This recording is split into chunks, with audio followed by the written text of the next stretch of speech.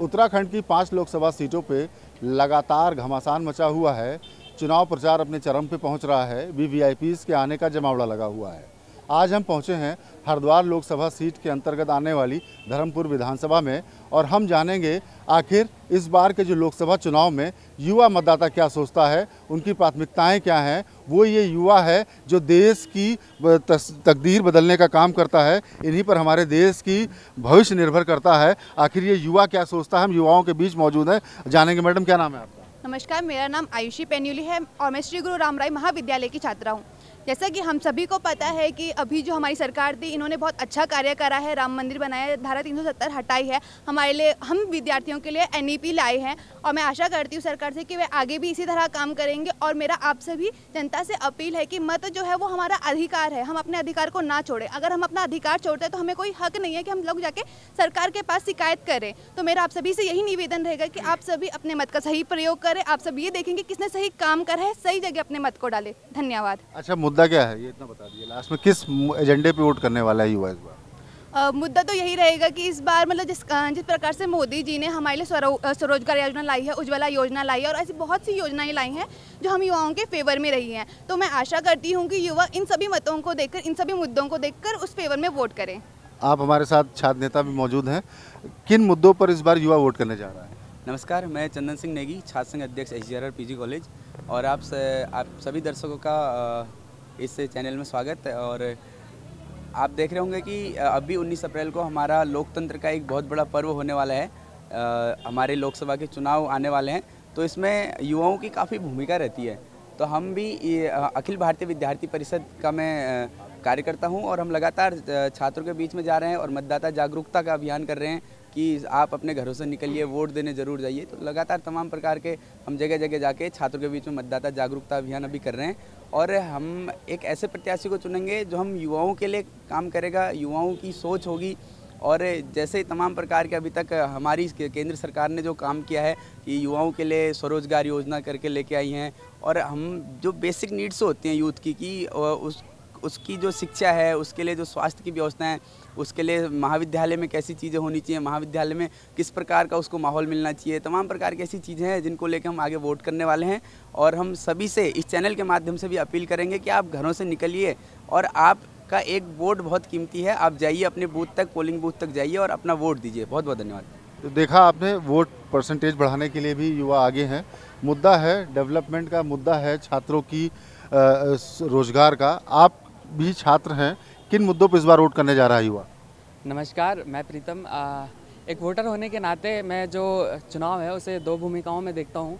तो मेरा पहला चरण होगा वो उत्तराखंड का होगा, क्योंकि जो हमारे प्रत्याशी, सांसद प्रत्याशी होंगे वो उत्तराखंड के होंगे। और दूसरा चरण मैं देखता हूँ कि जो भारत है उसके प्रधानमंत्री होंगे। तो जो मेरा पहला चरण होगा, जो मैं देखूंगा, तो उसमें मेरी यही भूमिका रहेगी कि मैं अपने उत्तराखंड को देखूँ। जो मेरी उत्तराखंड की मूलभूत समस्याएँ हैं, भू कानून हो या फिर यहाँ के युवाओं का संरक्षण हो या फिर यहाँ पर जो पलायन की समस्या है, जो इन सब चीज़ों को देखेगा, या फिर यहाँ के जो पर्यटन स्थल है उनका संरक्षण, जो भी इन मुद्दों पर बात करेगा, मेरा यही होगा कि मैं उन्हीं प्रत्याशी को अपना समर्थन दूंगा। और दूसरा मेरा जो चरण होगा वो होगा कि मैं भारत के जो प्रधानमंत्री होंगे, जिन्हें मैं देखूंगा, जो विकसित भारत की बात करेंगे, जो भारत में स्वरोजगार की बात करेंगे और मतलब भारत के जो डेवलपमेंट की बात करेंगे। तो दो चरण में मैं इस चुनाव को देखूंगा और इसी मुद्दों के हिसाब से मैं समर्थन करूंगा। अच्छा, तो बहुत ज्वलंत मुद्दे आपने उठाए हैं, भू कानून की बात की हो, पलायन की बात की हो। तो इस बार स्थानीय मुद्दों की अगर बात करें तो चुनाव में कितने हावी हैं? इस बार अगर आप स्थानीय मुद्दों की बात करें तो सबसे पहले तो मैं, जैसे भाई ने कहा है कि हम पहले दो चरणों में देखेंगे चुनाव को। पहला मैं उत्तराखंड के भी देखूंगा, जो मेरी लोकसभा सीट है। सबसे पहले जो हमारे उत्तराखंड में मेन समस्या आ रही है, पूरा उत्तराखंड परेशान है। जब से उत्तराखंड बना है, 24 साल का उत्तराखंड हो चुका है, सबसे बड़ा है पलायन। कैसे हम पलायन को रोकें? जब तक हम पलायन को नहीं रोक सकते, हम उत्तराखंड को खुशहाल और उत्तराखंड को समृद्ध नहीं कर सकते। पलायन को रोकने के लिए कौन कौन से सांसद हमारे लिए क्या क्या कर सकते हैं? बीते सालों से भी कई पार्टियों के सांसद रह चुके हैं, लेकिन कोई इतना खास नहीं कर पाया। पलायन को रोकने के लिए कौन स्वरोजगार के नए आयाम उत्पन्न करता है? और अगर आप पलायन नहीं होगा, लोग पलायन क्यों कर रहे हैं? क्योंकि वहाँ पे शिक्षा की सुविधा, स्वास्थ्य की सुविधा, जो मूलभूत सुविधाएं होती है वो उपलब्ध नहीं हो पा रही है। तो मेरी बस जो मेरी थिंकिंग है कि मैं किस कैंडिडेट को वोट दूंगा जो सबसे पहले इस पलायन को रोकेगा, जिससे हमारा उत्तराखंड खुशहाल होगा, मजबूत होगा और आर्थिक स्थिति पर भी मजबूत होगा। बहुत सही बात है, बहुत बड़ा मुद्दा इन्होंने बताया पलायन, क्योंकि पलायन से युवाओं में खासा रोष है। हम इनसे जानेंगे, आप भी छात्रा हैं, किन प्राथमिकताओं पर इस बार वोट करने जा रहा है? नमस्कार, मेरा नाम भावना ओझा है और जैसा मुझे लगता है कि इस बार के जो मुद्दे होने चाहिए वो होने चाहिए वुमेन एम्पावरमेंट, एम्प्लॉयमेंट और जैसा कि सबने कहा है, तो मेरा जो पहला मुद्दा रहेगा या जो पहला चरण रहेगा वो हमारे उत्तराखंड को ही लेके रहेगा। तो जैसे पांचाली सिस्टम के बारे में आप जानते ही हैं, तो हम चाहेंगे हमारी गवर्नमेंट से कि ये इस चीज़ को रोका जाए। और अगर मैं इसको कंट्री लेवल पे देखूँ, अगर नेशनल लेवल पे देखूँ, तो चाहे अभी जो कश्मीर में चल रहा है, चाहे वो मणिपुर में जो चीज़ें चल रही हैं, चाहे जो हमारे देश में जो बेरोज़गारी बढ़ रही है और यहाँ पर जितना मतलब भूख वगैरह और जितनी महंगाई बढ़ रही है, तो मैं चाहूँगी गवर्नमेंट इन मुद्दों पे ज़्यादा फोकस करें। और जो गवर्नमेंट सच में मतलब मेजॉरिटी वोट्स के लिए रिलीजियस उसको यूज़ ना करें और ज़्यादा गवर्नमेंट के डेवलपमेंट के पब्लिक के डेवलपमेंट के लिए काम करें, मैं उस गवर्नमेंट को वोट देना चाहूँगी। डेवलपमेंट देखा आपने, हम इनसे पूछेंगे, आपका क्या नाम है? नमस्कार, मेरा नाम मधुर माथुर है। मेरा मानना है कि एक ऐसे कैंडिडेट का चयन होना चाहिए जो कि जनता की प्रॉब्लम्स को अपनी प्रॉब्लम समझकर कार्य करे, क्योंकि जब हम अपनी प्रॉब्लम समझकर किसी चीज़ को करते हैं तो वो बहुत अच्छे से होता है। और सबसे मेन मुद्दे तो यही रहते हैं, शिक्षा, स्वास्थ्य और रोज़गार, क्योंकि आज के टाइम में भारत की जनसंख्या बहुत अधिक बढ़ चुकी है, तो इस टाइम रोज़गार युवाओं के लिए बिल्कुल उपलब्ध नहीं है जिस तरह से होने चाहिए थे।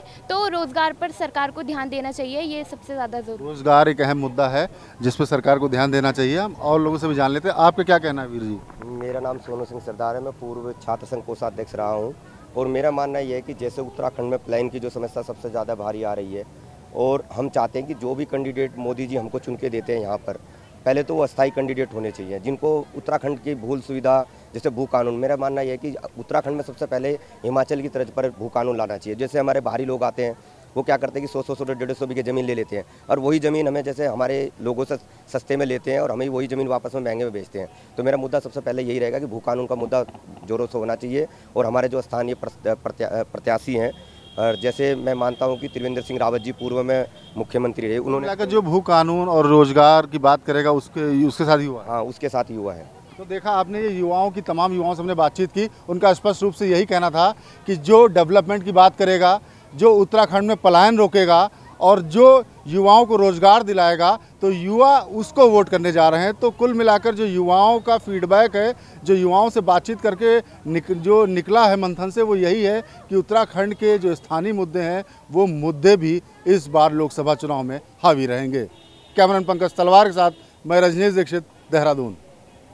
श्रेष्ठ उत्तराखंड पर खबरों से जुड़े रहने के लिए चैनल को सब्सक्राइब करें, बेल आइकन दबाएं और देखते रहें श्रेष्ठ उत्तराखंड।